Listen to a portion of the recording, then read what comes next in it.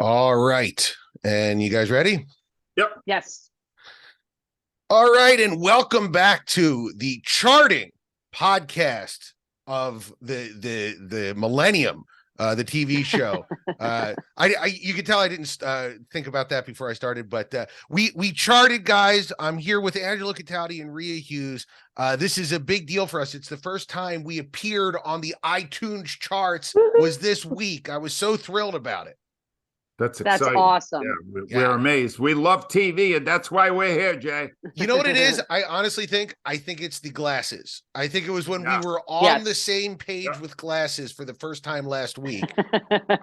Things got big for us. That's my thinking on it. And I would like to say something right away, Jay. Now that I'm fully retired and will be able to dedicate more commitment to watching television, I have something this week that everyone will love. Oh, yeah? What's that? When I get to my segment, I'll announce what it is, and I really think everyone will love it. It's great.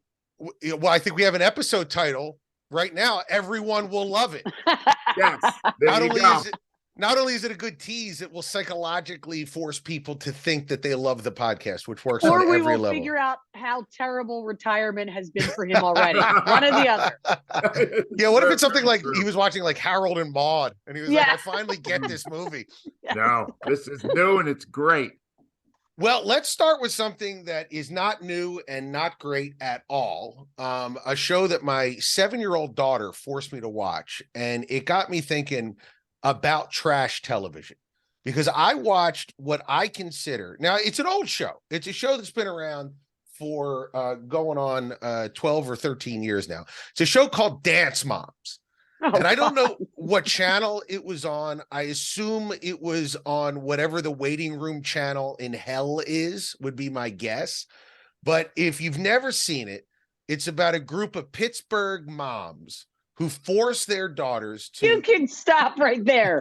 Pittsburgh mom. That's all I need to know.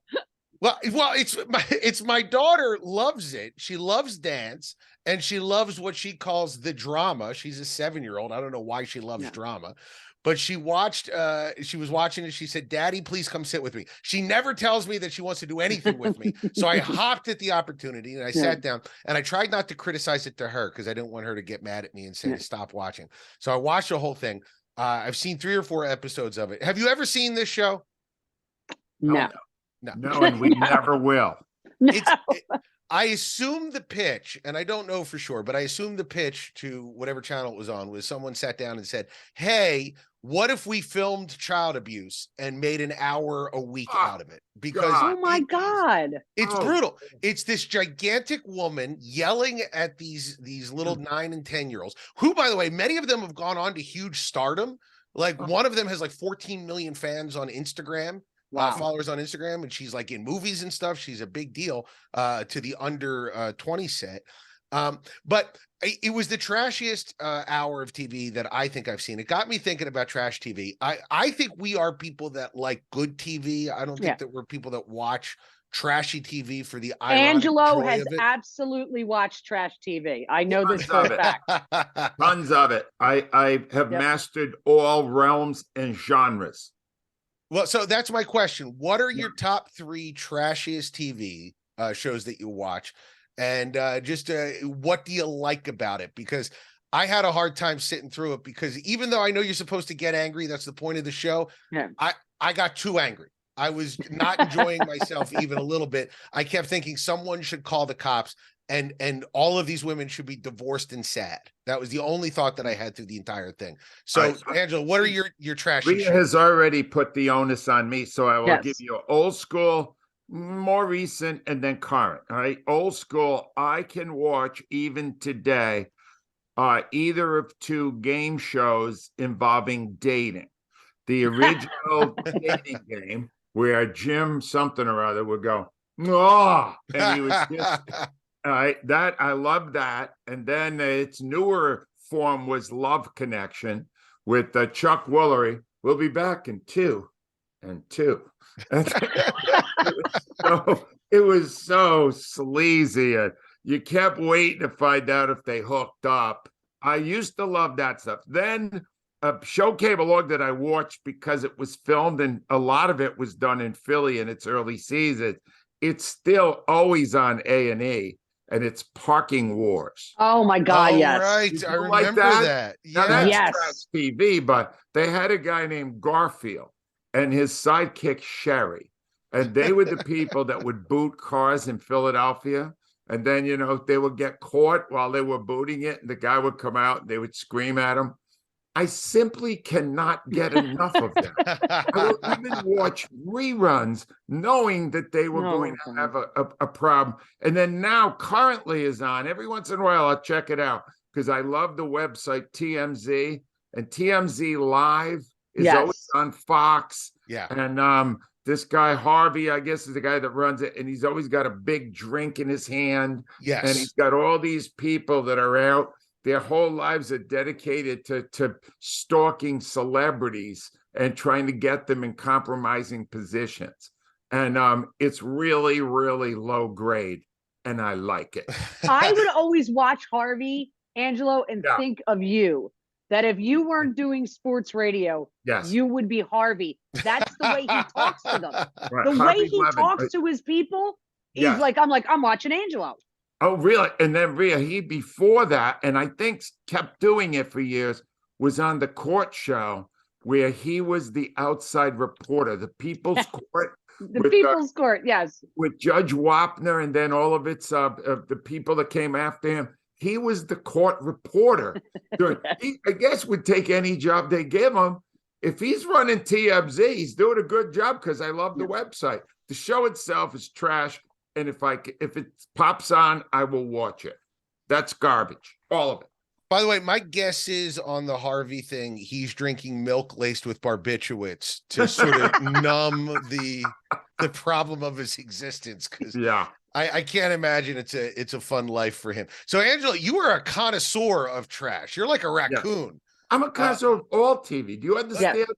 I've dedicated my life to watching it. The good and the bad. Rhea, what are your shows? Do you watch Well, here's the funny thing, and I'm not trying to act like I'm highbrow because I watch a lot of bizarre stuff, but I was very proud during the pandemic. I believe I was the only person who didn't watch The Tiger King. And I remain proud. What was amazing about it was Al Morgani watched it, which shocked me. I go, this pandemic is really hitting us all in a very deep way if Al Morgani watched it. As Angelo knows, like early on, the pandemic actually affected me, affected all of us in a horrible way, but I was never a TV person. No. But I became a TV person during that. I binged. That's when I really, I had shows that I watched, stuff like that. But when Clark was a baby and I would come to work, I would have somebody watch Clark and I would come home and she would have the Kardashians on. And I would berate her in a fun way. I loved my nanny. She was awesome. But I go, are you seriously like that stuff just never worked for me. I don't know why it did, but I never watched it. Wow. Yeah. I think as I've gotten older that I've stopped. I used to be more like you, Angelo. I enjoyed the trashier stuff when I was younger. I think as I've gotten less time, I've just said to myself, if I'm going to watch something, I want to watch a good thing. Exactly. But when I was younger, there was a brand of Fox reality TV in the early 2000s when I was first married to my wife, when they were coming out with all those like Who Wants to Marry a Millionaire and those kind of junk shows. And there were two that stand out to me. The first is Temptation Island. Oh, loved Temptation it. Island?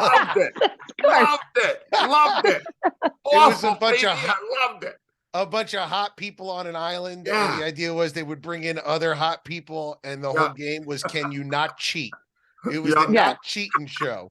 And they were acting like it was the hardest thing in the world not to cheat. And the second one was one that I was reminded of with Jimmy Kimmel's 20th anniversary, because he made a joke about interviewing this guy in his first year. Joe Millionaire. Oh, my God. That great. Wow. And then they found out the guy wasn't actually a millionaire. Right. No. He was just a big, good-looking doofus.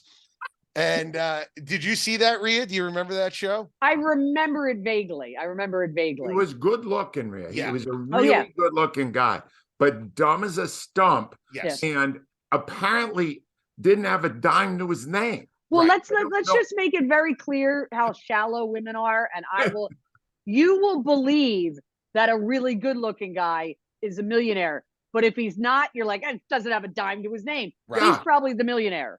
Yeah, Rhea, my entire career as a screenwriter for Lifetime is perpetrated on the fact that women will believe good-looking guys anything they say. That's the whole point. My wife just watched the new cut of the movie and she's like, I don't know, it feels like that guy's moving a little quick. Like, would she really be into it? I was like, well, look at him. And she was like, yeah, I guess I'd be into it too. Yeah, I can see it. But yeah, one thing about Joe Millionaire before we move on, there was, if you remember, there was a thing where he goes into the bushes with one of these girls and they put in the bottom, they put like a caption that says like slurping noises or like sucking noises, like something like that. And it was like this harbinger of what was to come in television, because the woman came out and was like, they manipulated that. They put that sound in there. That's not really what happened. This isn't reality TV. And the America's response was a collective shrug. Everybody was just like, well, what are you going to do? We liked it. And I think at that moment we realized, you know what, truth maybe not the most important thing, entertainment rules, but Joe Millionaire, all-time trashiest TV show. Okay, so moving on to a show that is not trashy, but is not great. And Rhea, I loved your texts about this as you were watching it. Yes. Now, Angelo and I, we're fans of the morning show. And specifically, we're both big fans of Billy Crudup on the morning show. The best part, the nice sociopath. That's his character, and I love him. So I watched Hello Tomorrow on Apple TV Plus as on a lark, because I was like, oh, Billy Crudup's in it. He's great on the morning show. Let me check it out. I got through an episode and a half, and I said, I think I'm out. You made it longer than me. Yeah, me too. And I gotta say, it's an expensive show. Like, I don't know what they're paying per half hour here, but the special effects are amazing. The production design, it's like, what if the 50s and 60s made it into the future? It's retro future. It looks gorgeous. Like they have the fins on the Cadillacs, but they're floating cars. I mean, it's amazing. But the show is not great. It's god awful. You insisted that we watch it, and I said to you, I sent you a text, and I said, tell them why it's awful. So I tried to watch it. They got the scene. Now I promise, the scene in the diner with the guy, I mean, he nailed him. I went, okay, I'm interested. Totally nailed the awfulness of this guy's life, and that he could offer him a better life. Then they get to the pristine neighborhood where all the people are dressed like they're in the 50s, pillbox houses, but there's robots washing the houses. There's kids walking robots. I mean, there's a robot walking a dog. And then the robot animation that's driving the car, which I assume is like an Amazon truck. I deliver smiles. He literally crushes a woman against the garage. And I go, yeah, I'm out. This is just too bizarre. That's when I left. I couldn't make it through the first one. I love 50 stuff. That was when I was a kid. I love Billy Crudup. I think he's terrific in the morning show. I liked him in the first scene. There was a really good scene. And I couldn't get past that either. The robots in the 50s with the phone, and they're going to them. It was just stupid. It was that it actually spent a lot of money trying too hard to be different. And there's no great story to it. It's not worth a second of your time. The fact that Jay made it halfway through the second episode makes me lose respect for it. Well, here's the thing. I always try to go back to the pitch, and I bet you that opening monologue is how they get Billy Crudup to sign up. They showed him that scene. It was really good. Yeah, it was great. It was great. It was really good. And I'll say this, couple of points. One, I am 100% convinced we're like 4 years away from Amazon trucks running people over. And while a computer, Jeff Bezos waves and says, get out of the way, citizen. And two, I'm of the belief that Apple knows they had a stinker on their hands. Wow. You're right. And I say this not because, hey, my own experience is the world's experience, but when Ted Lasso is releasing a new season, or when Shrinking came out, I couldn't open Twitter without 55 ads popping up going, hey, have you seen Shrinking yet? Everywhere I went, I saw ads for it. With this particular one, did you know anything about this until I told you about it? No. Nope. I actually found it myself, but I knew nothing when I started watching it. And you're exactly right, Jay. They knew they had a stinker. And it stinks. And you know what? I guarantee you they spent so much money on it.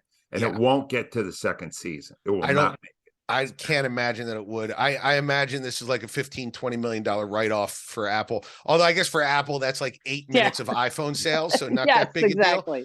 But a rare miss from Apple. None of us liked it. And by the way, nothing against Billy Crudup. I hope he does 15 more seasons of the morning show. He's fantastic. A guy who came on the scene in the early aughts as well. And a guy said, I don't know about him. And he has grown into a great actor in middle age. So big fan of his. All right. Well, let's get to the part that everybody skips to. No, that's not true. Rhea, I'm just going by fan mail. Every single comment, email, tweet is like, love the show. By the way, tell Rhea, it's like they skipped right past me and Angelo correct to this. I believe there is a very underserved British market out there. People love you and they love this segment. Rhea, what do you got for us on British Corner this week? So I have Maxine. Maxine is on Prime. It's 3 episodes. It's one of my favorite genres, as you know, true crime dramatization. Unfortunately, it's called the Soham murders, a murder of 2 10-year-old little girls in 2002, killed by their school caretaker. Ooh. But what this series does is they do it through, his name is Ian Huntley, currently serving basically life in prison. It's seen through the eyes of his fiance. Don't think she's some innocent thing in this. She lies for him the night that the 2 girls went missing. So she lies and says she was with them. She's played by Gemma Carlton. It's her first big role. She was in The Cleaner, a British comedy, which is awful, by the way. Just to let you know, I watched 1 episode. It was so bad. They love it in Britain. I don't get that one. It's terrible. But this is her first big role. Plays the fiance as this insecure, needy attention whore. These 2 people, because it comes out, the fiance says he was the last one to see the girls alive. She was their like assistant teacher, like a teacher's assistant. So they kind of came by the house. They were walking by the house, saw him, asked if she was there. He basically said yes, got him into the house and killed them. We know to this day, don't know why he did it, except for his background. Here's the crazy thing. So she lies. You know who finds out, who literally the police, there's a massive search for these 2 little girls that lasts about 2 weeks. A journalist keeps going back to interview them and is so suspicious. He's the one who tells police to talk to them, not the police, because the police are so culpable in this whole thing. This is how the story opens. This Ian Huntley is interviewing for a job at a school, at an elementary school, I believe. And they ask him, oh, well, your name's Nixon, but it was Huntley. Oh, well, I decided this is a grown man saying when my parents split up, I decided to use my mom's name. Well, the true story of it is the vetting process broke down for these poor parents in this school. Wow. If they had looked up his name, they would have seen that he had 6 arrests for sexual assault involving minors, 2 involving a 13-year-old and 11-year-old. But the vetting was so bad after this whole thing happened, they've had to change it all in England. He would have actually never gotten the job, not because of the charges for sexual assault involving minors, because he was arrested and charged with robbery and running security to school. It would have ruled him out. But I will tell you, it's a tough watch. I will not lie that it's an easy watch, but he's such a cretin. But they try to almost make her a victim here. And by the way, she did serve 3 years in prison for what they call in England perversion of justice because she lied. When she got out, the High Court gave her anonymity for the rest of her life. So no one knows where she is. Wow. So it'll make you angry. All right, Rhea, I hate to get involved in the British corner, but I have something I need you to watch. Sure. Right? Because I started to watch it and realized it was a British show. It's new. Okay. And I realized that I don't have a valid opinion about British television now. I usually wait for you. Yes. It's on Prime and it's called Chloe. Nice. Okay. Chloe. Chloe. It's totally English. They drive on the side of the street, the whole thing. That's your first clue. I had to put the subtitles on because I didn't understand the accent. I always tell people to do that. It helps because all the dialects are so hard to understand. Right. Before email gets to you, I want you to check out Chloe and tell us what you think of it next week. Okay. Good. I'm not moving forward until you tell me. I will watch it. That's how much I value your British opinion. All right. I will watch Chloe this weekend. Great. So I just want on the subject of the child endangerment. I have found as I've gotten older again, since having kids, real hard to watch any of that. Anytime there's a kid in trouble, I'm just like, all right, I might be out on this. You know why I do watch it? And I'll say it, and maybe it's like a bizarre. I want to see like how I can make sure this never happens to my child. Sure. Like, and you can't. I mean, you really can't. But I literally go, okay. But in this case, there was nothing. They literally put this guy in a school with like a loaded gun because they didn't do a simple background check. Oh, that's awful.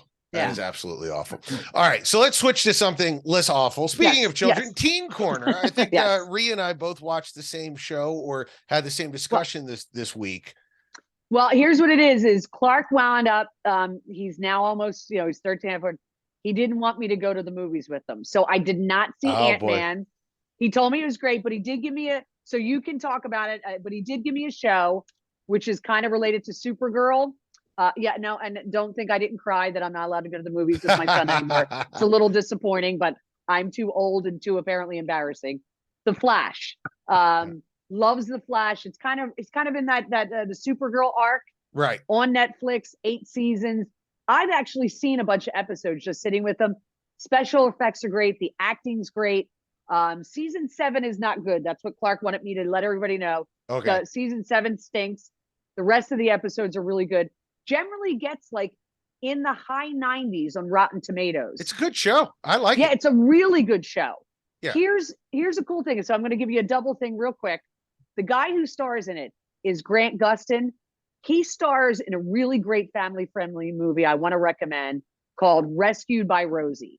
He's the star in it. He's a state trooper, actually, Angelo, in Rhode Island, rescues a dog, and it's his last chance to become a canine officer because they grade you out after 30. Gets this dog that had been taken back to the shelter 6 times and was going to be put down. Trains him.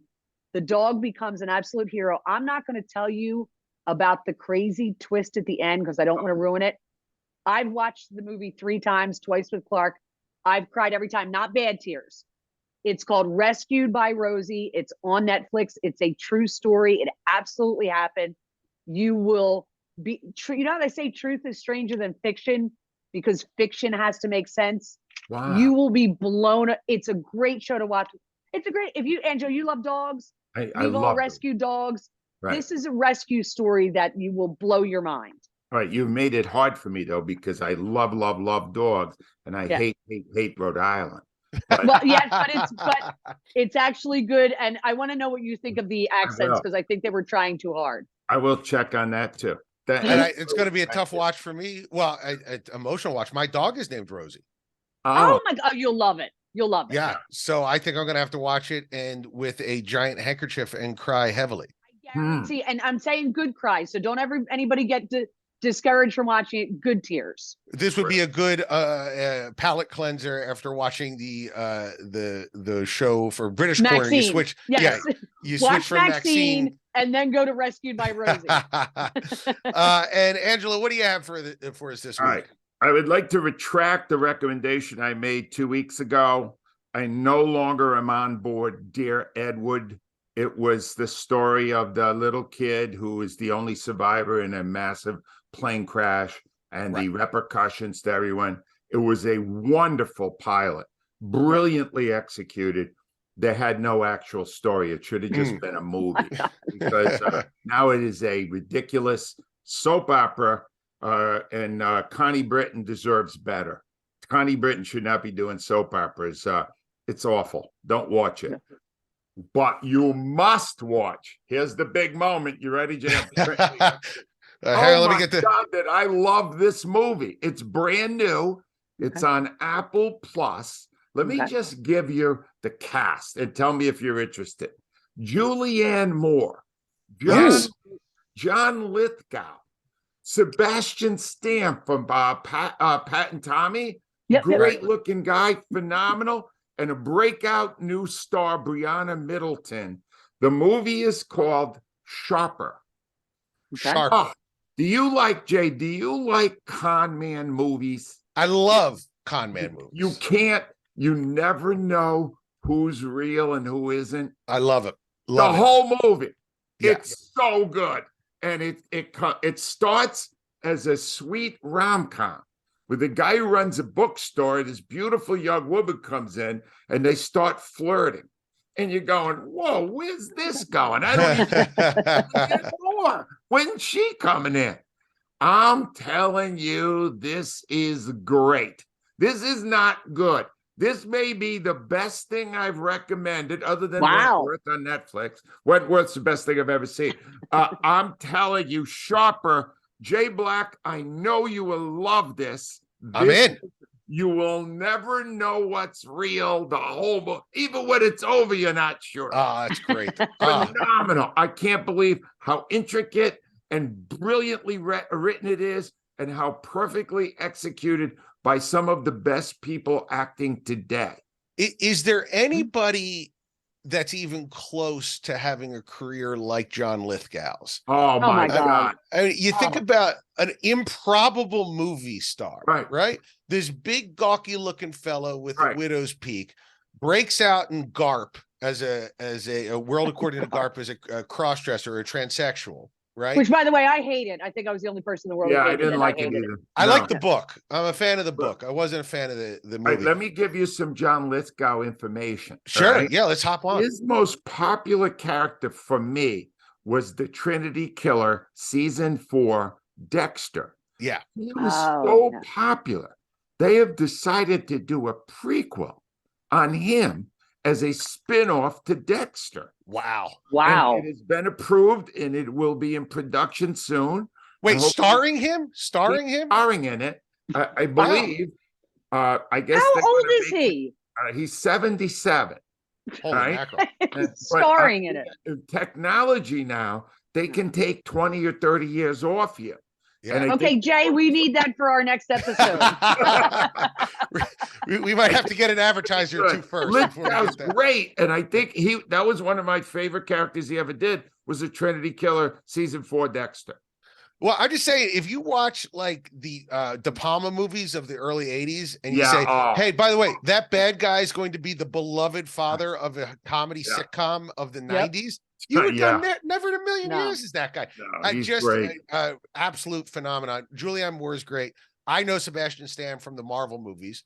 The Winter Soldier on there. Good looking fella. Yeah, I agree with you. I'm going to have to check this out. I might watch this today. You have to watch it and then text me and just give me glowing praise for giving you this. This is a gift for you. It's awesome. I'm going to watch it again. Oh my God. I'm retired, Rhea. I got a lot of time. Apparently.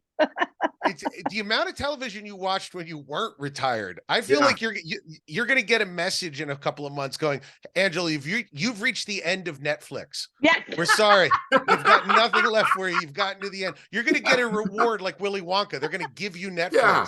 I want an award. I think I deserve one. Yeah, we got usage spikage all over the Delaware Valley. I have no idea what's going on. Oh, Angelo retired. That's what's up, boss. Okay, so Angelo, let's do the recap. All right. I'm going to give some. These are not great, but I'll give you where they are. Dance Moms at Disney Plus. Parky Wars are A&E. TMZ is live on TMZ Live is on Fox. Hello Tomorrow's on Apple Plus. Rhea Used Maxine is on Prime. Rescue by Rosie is on Netflix. Sharper, that's the one you really need. That's on Apple Plus. And I think that covers it. I think we got most. Oh, and The Flash. The Flash is also on Netflix. The Flash on Netflix. Perfect. Thank you. The Flash. Fantastic, guys. Thank you so much. And we'll be back next week. Those of you listening on Philly Voice, thank you so much. Please rate and review us. And we are getting bigger now, so we might not be able to do this, but if you leave us a comment or send us a tweet or email us, we will do our best to get your topic or show covered. So do that now. Go to the YouTube page and leave a comment. That's the easiest way to get us. Thank you so much, everybody, for listening. For Rhea Hughes and for Angelo Cataldi, I'm Jay Black, and this is the TV show. All right. Great. Guys, thank you so much. Guys. Excellent Lots of stuff. fun, Jay. I'll see you tomorrow. Be well. And send me a text or email where the restaurant is. If I can make it, I'll come out. I sure will. It just depends on how quickly I get done my podcast with Mike. Will do. Okay. Right. See you guys. See you guys. Bye. Bye. Bye-bye.